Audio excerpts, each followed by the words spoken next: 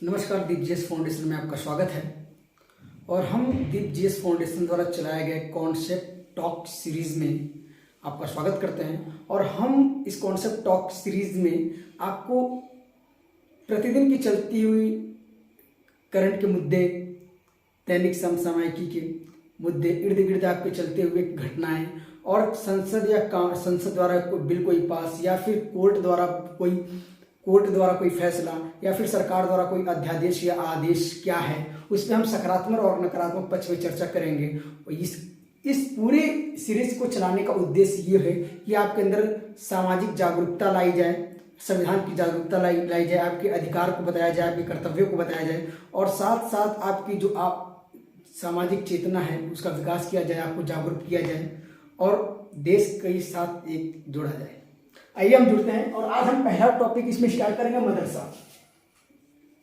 मदरसा काफी चर्चा में का विषय है इस समय।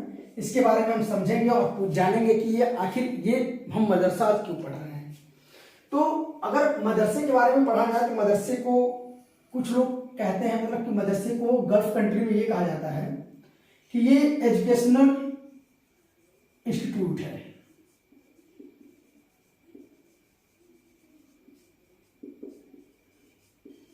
यानी कि शिक्षा संस्था है ये।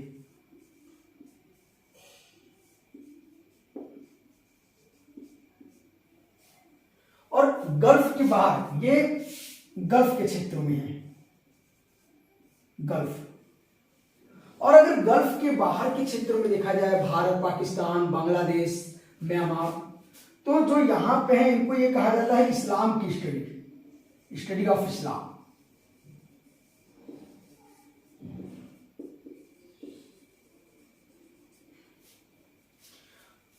अब इसमें यहां पे साइंस, टेक्नोलॉजी, इन्वायरमेंट, इकोनॉमिक्स जैसे सब्जेक्ट नहीं होते हैं। साइंस नहीं रहेंगे, इकोनॉमी नहीं रहेंगे या फिर टेक्नोलॉजी।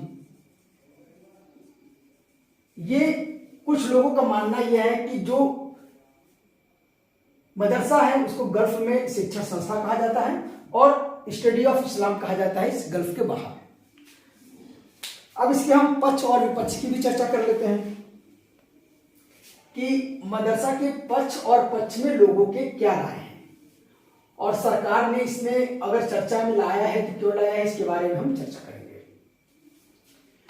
पक्ष में ये कहा जाता है कि जो मदरसा होता है, यहां पे गरीब बच्चे पढ़ने आते हैं।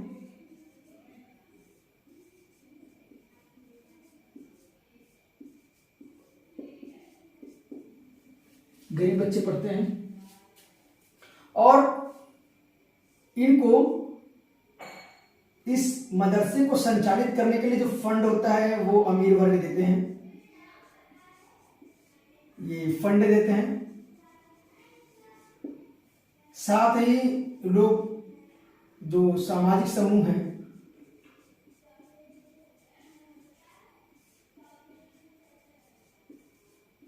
या फिर व्यक्ति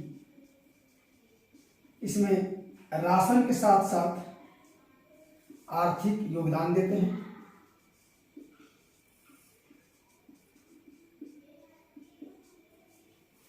ये मदरसा के पक्ष की बात है। दूसरा विपक्ष में, मदरसा के विपक्ष में लोग क्या कहते हैं और विवरण क्या है इसका,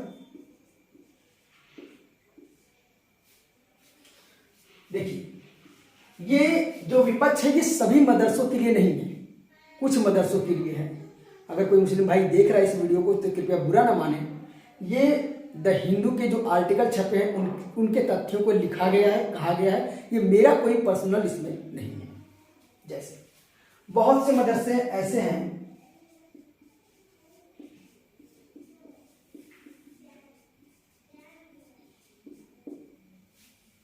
जिसमें कट्टरता सिखाया जाता है।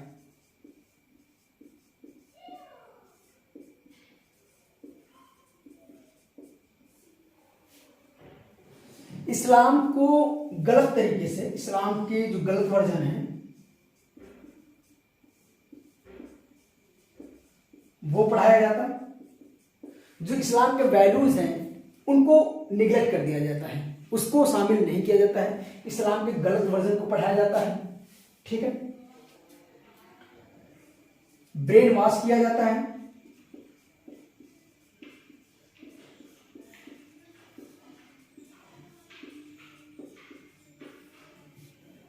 और ब्रेन वॉश करने के बाद इनका इस्तेमाल आतंकवाद के लिए किया जाता है या सांप्रदायिकता फैलाने के लिए।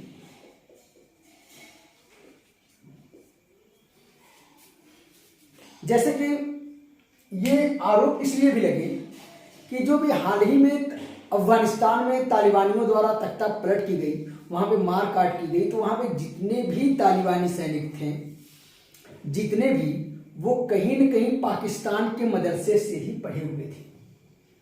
तो ये आरोप लगाया जा रहा है कि जो मदरसे से पढ़े हुए हैं वो कहीं न कहीं ब्रेन वॉश होते हैं, और इसको 26/11 के हमले से भी जोड़कर देखा जा रहा है। इसमें यह कहा जाता है कि छोटे छोटे बच्चे को कट्टर बनाया जाता है, छोटे छोटे बच्चे को कट्टर बनाया जाता है,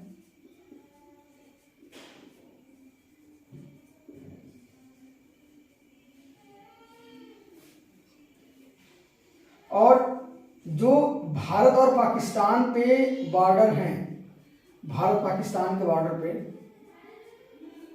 वहां पे ये गतिविधियां बहुत तेजी से हो रही है। हालांकि भारत में अंदर जो मदरसे हैं वो कहीं न कहीं कंट्रोल हैं या फिर वो लोगों के निगरानी में है, लेकिन कहीं न कहीं जो भारत और पाकिस्तान के बॉर्डर पे मदरसे हैं उन वहां पे ऐसी गतिविधियां देखी जा रही हैं। और इससे समस्या ये हो रहा है कि जब कट्टरता बढ़ रहा है तो लोग एक ही एंगल से, एक ही विचारधारा से ग्रसित होते हैं, तो इसमें जो सामाजिक ताना बाना है वो डिस्टर्ब हो रहा है। कहीं न कहीं भाईचारा, बंधुत्व और देश प्रेम जैसी जो एक अवधारणा है वो कहीं न कहीं समाप्त हो रही है। वर्तमान में पाकिस्तान में कट्टरता बढ़ा है। अब देखते हैं कि 1947 के समय, यानी कि 1950-1947 के समय जब हमारा देश आज़ाद हुआ था, तो उस समय पाकिस्तान में मदरसे बहुत खोले गए। तो पाकिस्तान में मदरसे खोलने का कारण एक ये भी था कि जो सऊदी अरेबिया था वो इस्लाम को बढ़ाने के लिए या फिर इस्लामिक कंट्रियों का अपने आप को नेता बनने के लिए वो मदरसों का निर्माण करता था। सऊदी अरेबिया उस समय काफी कट्टरता और रूढ़िवादिता के शिकार थे। आज के समय में हम ये देखते हैं कि सऊदी अरेबिया काफी लिबरल हो रहा है। जो एक समय पे काफी प्रमोट करता था मदरसों को, आज वो अपने यहाँ मदरसों को उतना तेजी से प्रमोट नहीं कर रहा है, बल्कि शिक्षण संस्थाओं को खोल रहा है। और जो मदरसे उनके यहाँ ऑलरेडी पहले से हैं उसमें शिक्षा व्यवस्थाओं को इतनी मॉडर्न कर रहा है कि उसमें साइंस, टेक्नोलॉजी, इन्वायरमेंट, इकोनॉमिक्स जैसे, कंप्यूटर जैसे विषयों को शामिल कर रहा है। लेकिन आज पाकिस्तान की हालत ये है कि वहाँ पे कट्टरता बढ़ती जा रही है, रूढ़िवादिता बढ़ती जा रही है, वहाँ पे महिलाओं को कोई अधिकार नहीं दिया जा रहा है। तो अब आपके मन में ये सवाल आ रहा है कि आखिर मदरसा के बारे में हम चर्चा क्यों कर रहे हैं? तो मदरसा के बारे में चर्चा करने का सिर्फ एक ही कारण है कि सरकार ने, उत्तर प्रदेश सरकार ने, यूपी सरकार ने एक आदेश जारी किया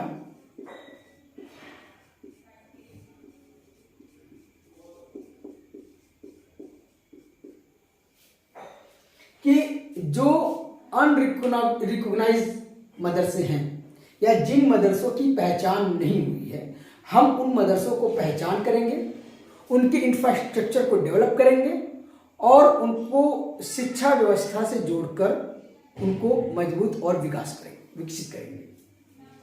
तो अभी तो सरकार का तथ्य ये है कि सरकार ये कहती है कि हम भाई पहली चीज तो हम उसको पहचान करेंगे कि वो मदरसा कहाँ है और किस स्थान पे है, उसमें कितने बच्चे पढ़ रहे हैं और उन मदरसों में पढ़ने वाले बच्चे कहाँ से और कितनी दूर से आते हैं, पहला ये। दूसरा क्या है कि वहां पे शिक्षा की व्यवस्था क्या है। तीसरा कि क्या वहां पे अध्यापक किस प्रकार की शिक्षा दे रहे हैं। चौथा कि इन मदरसों को फंड कहां से मिल रहा है, और इनका तर्क यह है, यूपी सरकार का तर्क यह है कि हम इनकी पहचान करेंगे, इनकी शिक्षा व्यवस्था को मजबूत करेंगे। यदि कोई अध्यापक जो है वहां पे वेल ट्रेंड नहीं है तो उनको हम ट्रेनिंग देंगे, मदरसों में फंड की कमी है तो उनको फंड प्रोवाइड करेंगे और मदरसे को मजबूत करेंगे। लेकिन इसमें जो विपक्ष के लोग हैं या फिर जो सरकार की इस आदेश से असहमत है, उनका तर्क ये है कि सरकार की मंशा सही नहीं है। सरकार की मंशा सही नहीं है। तो उनका कहना यह है कि बार बार एक अल्पसंख्यक वर्ग को, यानी कि मुसलमान को ही क्यों टारगेट किया जा रहा है कि मदरसा में क्या चल रहा है, कैसे चल रहा है। क्योंकि इसका एक बार 15 अगस्त को एक आदेश जारी हुआ था कि 15 अगस्त को सभी मदरसों में तिरंगा झंडा फहराया जाएगा, और सबसे बड़ी बात यह है कि उस तिरंगे झंडे को फहराते हुए सभी विद्यार्थी उस तिरंगे झंडे को जब फहराएंगे तो उसका एक वीडियो शूट होगा, और वीडियो शूट होने के बाद उस वीडियो को उस मदरसे के संचालित करने वाले व्यक्ति द्वारा डीएम को व्हाट्सएप किया जाएगा या वीडियो को भेजा जाएगा। तो जो इनके विपक्ष में ये तर्क देते हैं मदरसे की सरकार की मंशा सही नहीं है, तो उनका कहने का ये मतलब है कि पहले आप 15 अगस्त को फ्लैग फहराएं, ये चलिए अच्छी बात है, तिरंगा सबको फहराना चाहिए, उसकी सम्मान करना चाहिए, लेकिन वीडियो बनाकर शूट करके सरकार के मतलब कि डीएम के पास भेजना, तो क्या वो देशभक्ति उनसे साबित आप करा रहे हैं? क्या वो देशभक्त नहीं है? क्या उनका जीडीपी में कंट्रीब्यूट नहीं होता? क्या वो टैक्स नहीं पे करते हैं, या फिर वो चुनाव प्रणाली में भाग नहीं लेते हैं? क्या उनके द्वारा संविधान में फंडामेंटल राइट नहीं है? तो इस प्रकार से तमाम आरोप प्रत्यारोप लग रहे हैं, तो इसमें हम गहनता से चर्चा करेंगे कि इसमें क्या क्या हो सकते हैं। ठीक है, तो पहले हम समझते हैं कि आजकल मदरसा की समस्या एक्चुअली है क्या। मदरसा की समस्या करते हैं आखिर सरकार ने मदरसा पे नजर क्यों बनाई, जैसे मदरसा, इसकी समस्या क्या क्या है। पहली समस्या यह है कि बहुत से मदरसा जो है अनरिकॉग्नाइज है, अपहचान के हैं। सरकार को यही नहीं पता कि कितने मदरसे संचालित हो रहे हैं, कितने मदरसे कौन से क्षेत्र में हैं, ये सरकार को नहीं पता है। हालांकि सरकार के पास मदरसों से संबंधित कुछ डाटा है, लेकिन उसके बारे में हम चर्चा भी करेंगे। चलिए, दूसरा इसकी समस्या यह है कि इरेगुलर है, रेगुलर नहीं है।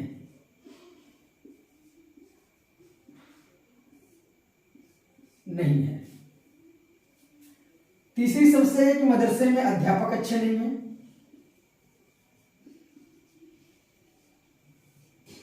क्योंकि यदि मदरसे को फंड अच्छे नहीं मिलेंगे या फिर वो सरकार द्वारा संचालित नहीं होंगे, किसी समिति द्वारा या फिर किसी आयोग द्वारा उसको निर्देशन नहीं दिया जाएगा, तो अध्यापक वेल ट्रेंड नहीं जाएंगे और मजबूरी में कम फीस में या फिर एक सेवा के भाव से अध्यापक वहां जाएंगे जो सही शिक्षा विद्यार्थियों को नहीं दे पाएंगे।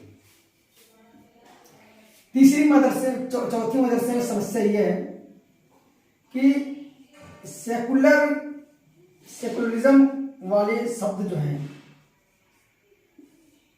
नहीं पढ़ाए जाते हैं।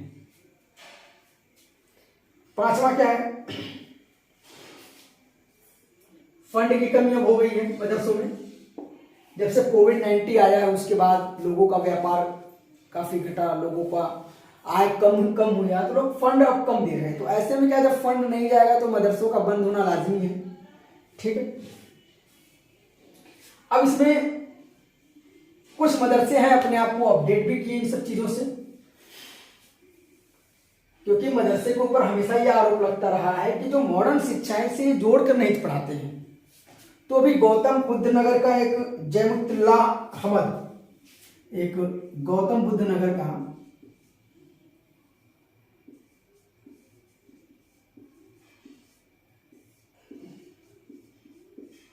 गौतम बुद्ध नगर। इसमें एक मस्जिद है जिसका नाम है जैमी आतुल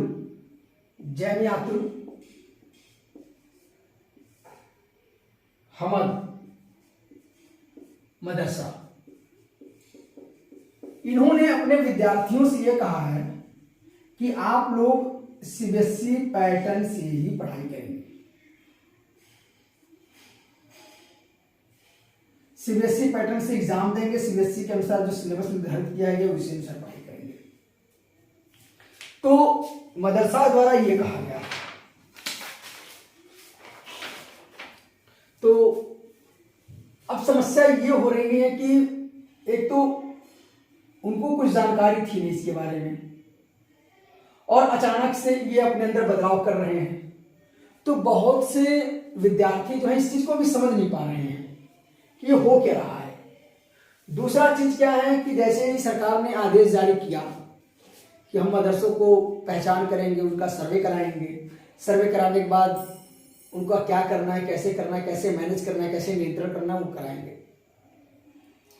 तो ऐसे में बहुत से विद्यार्थी डरे हुए हैं। हालांकि शिक्षा का अभाव होने के कारण उनको अपने अधिकार नहीं पता है, तो बहुत से विद्यार्थी डरे हुए हैं कि करना क्या है। तो जो बाहरी विद्यार्थी हैं, स्टूडेंट है मदरसे के, वो लगभग लौट गए हैं वापस। और कोविड-19 में जब सारे कॉलेज स्कूल बंद हो गए थे, लॉकडाउन लग गया था, तो उस टाइम तो मदरसा भी तो बंद हुआ था। लेकिन मदरसा बंद हो तो गया, अन्य कॉलेज अन्य स्कूलों में जो सरकार द्वारा फंडेड थे या फिर जो प्राइवेट थे, उनके इंफ्रास्ट्रक्चर बढ़िया थे, तो वो क्या ऑनलाइन के माध्यम से या फिर जो जरूरी उनके पास संसाधन थे उनके माध्यम से वो अपने विद्यार्थियों का शिक्षा जारी रखे। लेकिन मदरसा के स्टूडेंट जो पढ़ नहीं पाए। अन्य समस्या ये है कि उस टाइम के जो मदरसा में पढ़ने वाले लड़के थे, वो उसके बाद कहीं ना कहीं जब लोगों की आय कम हुई, लोग रोजगार से हटाए गए, तो ये कहीं ना कहीं छोटे मोटे रोजगारों में लगने लगे, और ये लगने के बाद दोबारा कभी लौट के नहीं आए। तो ये तो समस्या है मदरसे की। अब हम देखते हैं कि सरकार और इससे संबंधित जो रिपोर्ट वगैरह है क्या कहते हैं, और आगे की राह क्या है, क्या करना चाहिए, सरकार के क्या दिशा निर्देश देना चाहिए। तो यूपी सरकार के अनुसार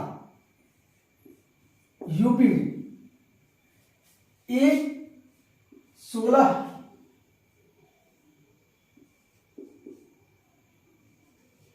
मान्यता प्राप्त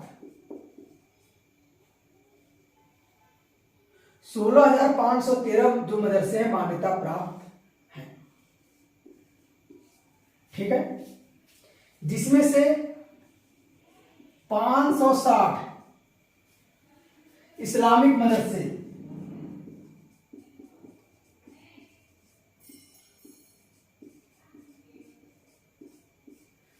सरकार द्वारा फंडेड है, यानी कि इनको वित्तीय आय सहायता मिलता है, वित्तीय सहयोग मिलता है, वित्तीय सहयोग मिलता है। अब मदरसे से संबंधित रिपोर्ट क्या है, समितियां क्या हैं, इस पे चर्चा करेंगे। आखिर सरकार ने ऐसा क्यों निर्धारित किया।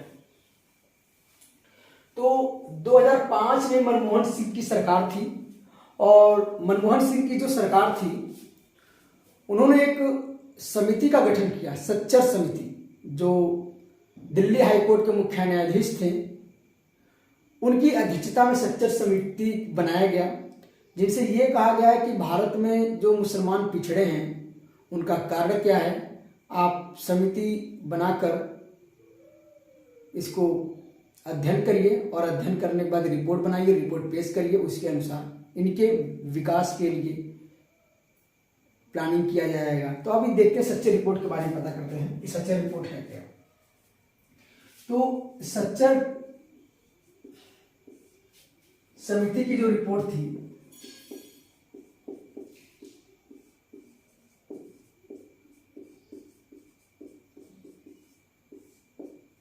2006 में आया। अब इनके अनुसार 3% विद्यार्थी ही मदरसे में जाते हैं।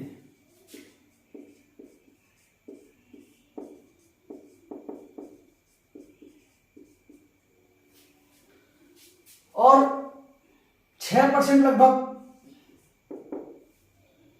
मकतब में जाते हैं। मकतब। अब आपके मन में सवाल ये आ रहा है कि मकतब है क्या? एक्चुअली क्या है कि मकतब उसे कहते हैं जो मस्जिद के अगल बगल कोई प्राइवेट स्कूल होते हैं जो कहीं न कहीं मस्जिद से अटैच होते हैं, या फिर मस्जिद के सहयोग के द्वारा वो प्राइवेट स्कूल चलाए जाते हैं, उसको कहते हैं मकतब। तो 6% विद्यार्थी मकतब में जाते हैं। तो इन्होंने कुछ रिपोर्टें बनाई कि कैसे कैसे किया जाता है, और रिपोर्ट में निष्कर्ष ये निकाला कि आखिर बच्चों को कैसे जोड़ा जाए, कैसे इनका विकास किया जाए। तो पहला तो ये कहा गया कि ये काम करो, छात्रवृत्ति को स्पेशल दो।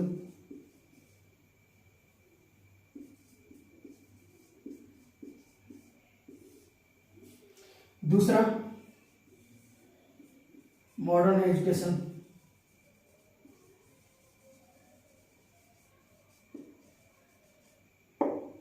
इसमें कंप्यूटर वगैरह जोड़ा जाए।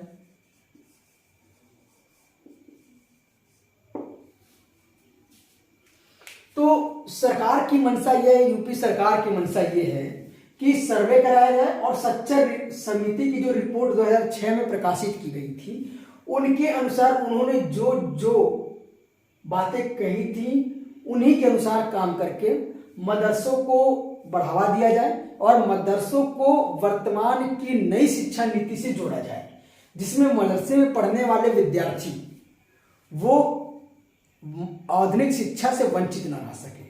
तो सरकार की मंशा ये है। अब हम ये देख सकते हैं कि शैक्षणिक संस्थाओं से संबंधित मुसलमानों के अधिकार अपने क्या हैं, संविधान के ये पार्ट समझेंगे और आगे की ये राह समझेंगे कि हम सरकार को क्या एडवाइस दे सकते हैं कि सरकार किस प्रकार से काम कर सकता है।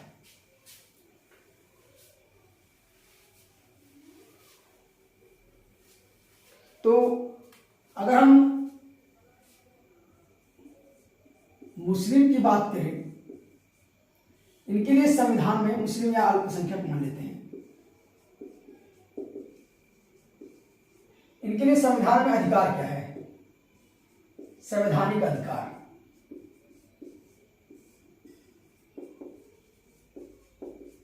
तो पहला आपका फंडामेंटल राइट है, मूल अधिकार।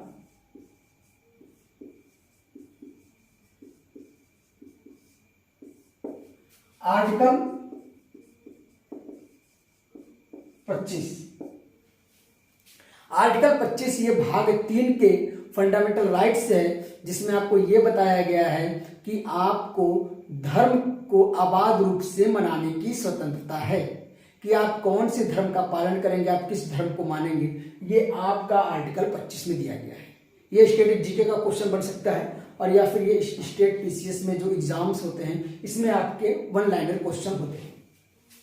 हालांकि करंट के मुद्दे हैं तो जितने भी एग्जाम होते हैं वो करंट के मुद्दों से ही क्वेश्चन होते हैं संविधान के।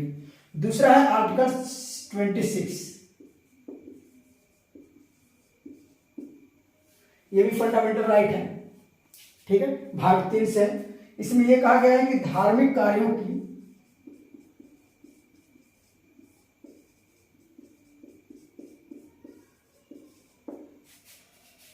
प्रबंधन की स्वतंत्रता।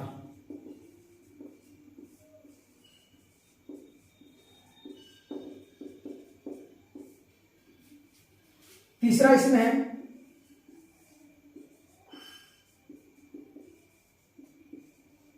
आर्टिकल 30। इसमें क्या है कि अल्पसंख्यक वर्ग के लिए शैक्षणिक संस्थाओं को खोलने और उसका प्रशासन करने का अधिकार। शैक्षणिक संस्थाओं की स्थापना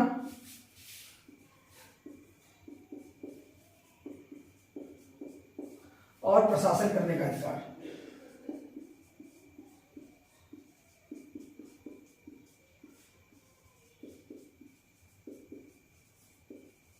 तो ये तो संविधान में इनके अधिकार हैं कि संविधान के फंडामेंटल राइट में ये इनको अधिकार दिए गए हैं।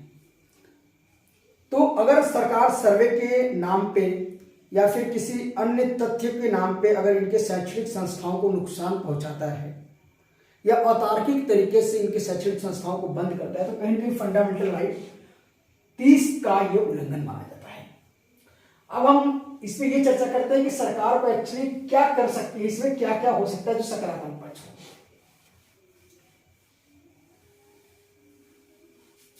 सरकार की मंशा ये है कि सरकार मदरसों को नई शिक्षा नीति से जोड़ना चाहती है, मॉडर्न तरीके से इनको विकसित करना चाहती है, नई नई विषयों को उसमें शामिल करना चाहती है, इसमें सरकार सहारा ले सकती है जो इस्लाम के स्कॉलर हैं, क्योंकि अगर आप अपने तरीके से कोई तथ्य बताएंगे तो अगर मदरसों में बच्चे पढ़ने वाले ब्रेन वॉश्ड हैं, ये मेरा नहीं लोगों का अगर कहना ऐसा है, तो कहीं ना कहीं यदि आप इस प्रकार के आदेश लाते हैं तो उनके ब्रेन पे नेगेटिव इम्पैक्ट पड़ेगा, उनके माइंड पे नेगेटिव इम्पैक्ट पड़ेगा कि आखिर हमारे ऊपर ये चीज़ थोपा जा रहा है। लेकिन अगर इस्लाम के स्कॉलर जो इस्लाम को मानने वाले लोग हैं, चाहे मौलवी हो, मौलाना हो या फिर जो उलेमा हैं, उनके माध्यम से आप अपनी बात कहाएं और नई शिक्षा नीति को लेकर जो मदरसों में जो आप बदलाव करना चाहते हैं, इस प्रकार से सेमिनार कराएं, इस प्रकार से जागरूकता अभियान चलाएं, जिससे लोगों को ये पता चले कि आप जो शिक्षा ग्रहण कर रहे हैं और जो वर्तमान में जो शिक्षा पद्धति की जो आवश्यकता है, इसमें क्या क्या अंतर हैं और आपको किस प्रकार से बदलाव करना है। और ये सर्वे उत्तर प्रदेश सरकार द्वारा जो सर्वे कराया जा रहा है, कहीं न कहीं उनको मुख्य धारा में जोड़ने का बहुत अच्छा प्रयास है, इसका स्वागत करना चाहिए। लेकिन इस बात का ध्यान रखना चाहिए कि इस चक्कर में मतलब इस सर्वे के आड़ में किसी प्रकार की गलत गतिविधियां ना हो, जिससे किसी के मूल अधिकारों का उल्लंघन ना हो। आइए हम इस दीप जीएस फाउंडेशन की तरफ से आज मदरसे के बारे में पढ़ें, हम मदरसे का सकारात्मक नकारात्मक पक्ष जाने, इसका क्या क्या चर्चा का क्यों विषय था, इसके बारे में हमने अच्छे से पढ़ा, इनकी समिति और फंडामेंटल राइट पढ़े। इसी प्रकार हम आगे कॉन्सेप्ट टॉक सीरीज में हम आगे इसी प्रकार के वीडियो लाते रहेंगे, जिससे आपको नई नई जानकारियां मिलती रहे। दीप जीएस फाउंडेशन से जुड़ने के लिए आपका बहुत बहुत धन्यवाद। चैनल को लाइक एंड सब्सक्राइब करें। Thank you very much.